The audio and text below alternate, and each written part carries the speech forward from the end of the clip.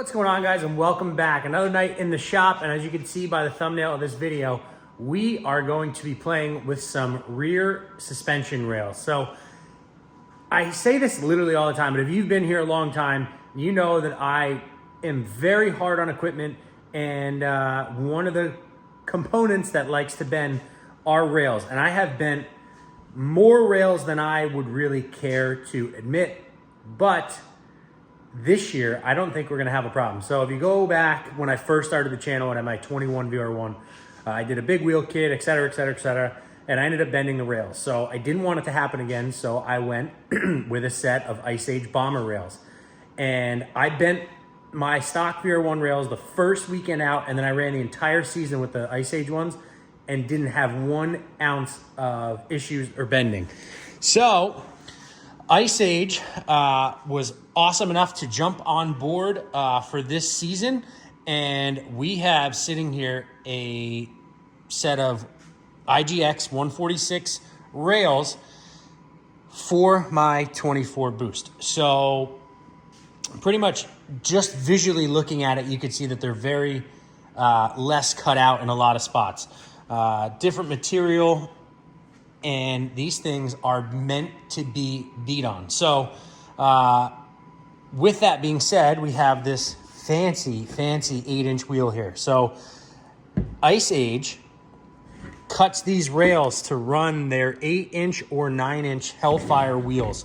Not only do these things look pretty, obviously, they perform very, very well. I love that the inner is billet and the outer is plastic, so you don't get that wear, especially for the trail riders. The mountain guys, I know you guys like to run a full billet wheel, but for us trail guys, I really, really like that they have a plastic outer. Just durability wise, it's gonna be pretty sweet. So we got 4 to go across the back there, and all of their little trinkets to go ahead and get an entire skid built up. So instead of taking the one out of my sled and disassembling that, Bruce was awesome enough to find a guy that had an IGX 146 skid laying around. It was complete. We took the shocks out just to go through them, just to make sure, because we don't know how many miles are on it, the entire skid. So we are just going to pretty much be working on moving this entire center section over onto the Ice Age rails. I won't be installing them in this video. We'll do another video because we haven't done a video on assault rear suspension removal and install. So I'm going to split this up. So this is just going to be building this entire rear suspension. Ice Age also sends you new high facts, so I don't have to use the ones off of that rear suspension. They're up on the shelf over there.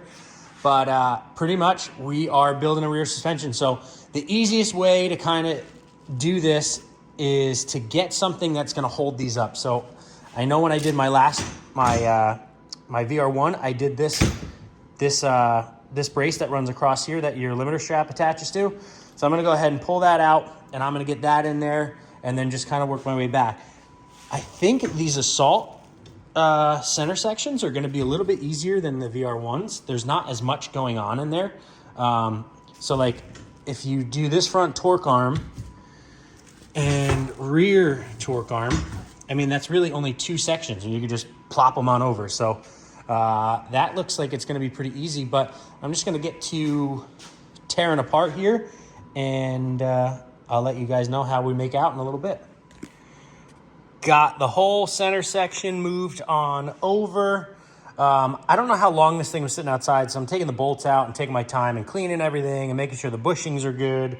But much easier than a VR1 or a XCR rear skid. There's just not as much going on. So I'm going to go ahead, and the only other thing that keeps it apart or together is this rear axle. So I'm going to go ahead and get this one out of here, get the new wheels on it, and get that in there so I can start tightening everything up. So I don't want to tighten that up and then I got to put the axle in and then everything's too close together. So I'm going to go and jump on this axle right now and see if we can make this look a little bit prettier before we go in there.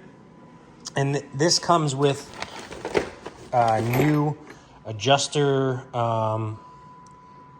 I don't know what you want to call them, but it comes with new ones, so I got to put them on too.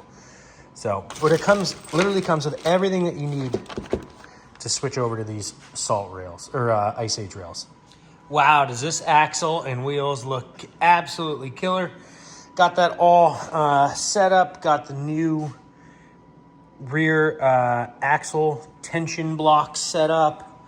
Now I'm just kind of moving my way through here. Probably going to put rail caps on and check that out. I probably should have did Hyfax first.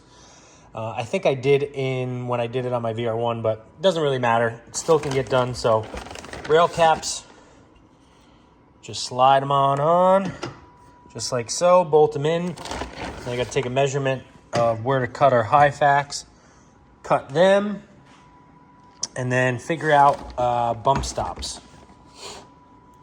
Because we got to have these, because you know we're going to be bottoming this thing out every chance we get. Now, I don't remember if I can use the factory ones on these. I want to say I do use the factory ones on this, so I'm going to have to check. The only thing this one didn't have was rail braces, so, but I got an idea. We are, I would say, probably 90% done. I got to give Ice Age a call tomorrow. I got just a couple questions on a few things, but other than that, I mean, we're almost there. I took the rear torsion springs off, put the shocks in just so it was holding itself up, put the torsion spring slides in, front bump stops, and we're just cruising along. But it's 9:06 at night, and I'm calling it quits for the evening. But that's it. I'm going to put the limiter strap to factory settings, but I'm going to drill at least one more hole, potentially two more holes, just to give it a whirl. Shorter, obviously, so we shorten that distance from that front torque arm to that front bump stop, get some track off the ground, maybe try and tame the boost or the assault boost down a little bit. Not a ton of it, just a little bit, but just came along. All right, I'm calling it quits. We'll pick this up tomorrow at some point. All right, boys and girls, so kind of jumped ahead here. I'm getting ready to leave to go up north for like a week and a half, so I needed to get a bunch of stuff done, including this to bring up there. So Hyfax are on. The Hyfax that you get from Ice Age are just generic length. So you have to cut them to length. You have to cut the fronts, and you have to cut the rears. So, I mean, that's kind of self-explanatory. Measure once, measure twice, cut once.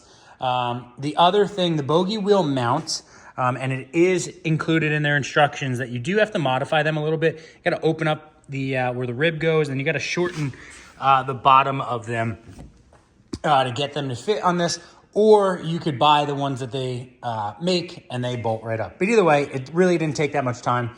So we have our torsion springs in, which is a set of stock ones, but new, again, because we didn't know how many miles were on the old ones.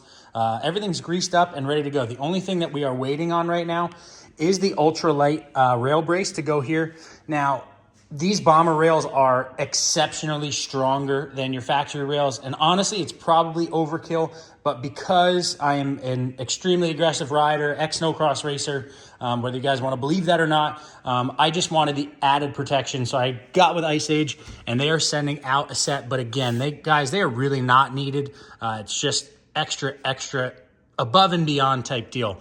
But these Hellfire wheels are just...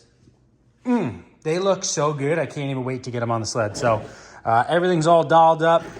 We did some polishing before we put it back together. Wanted to make that, but I mean, those things should be strong as can be. Caleb, if you guys don't know him, he's a backcountry guy, and he is one of the most aggressive backcountry riders I've ever seen. And I enjoy watching him because I feel like if I was a backcountry guy, I would have a style as his, maybe not quite the level he's at, because he's just unbelievable. But anyway, he only runs 2 back here, and they last for him. So talking with Ice Age, we have 4 back here. This thing should be bulletproof. Again, factory axle and everything, factory axle adjuster blocks. So it all just bolts up.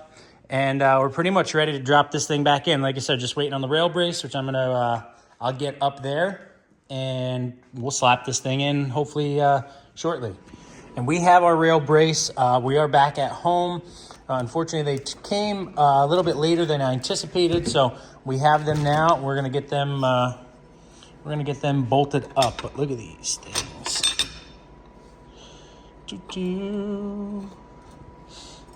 They look so good. All right, guys, we are 100% done, and this thing is ready to go into the sled, which again is going to be in a different video.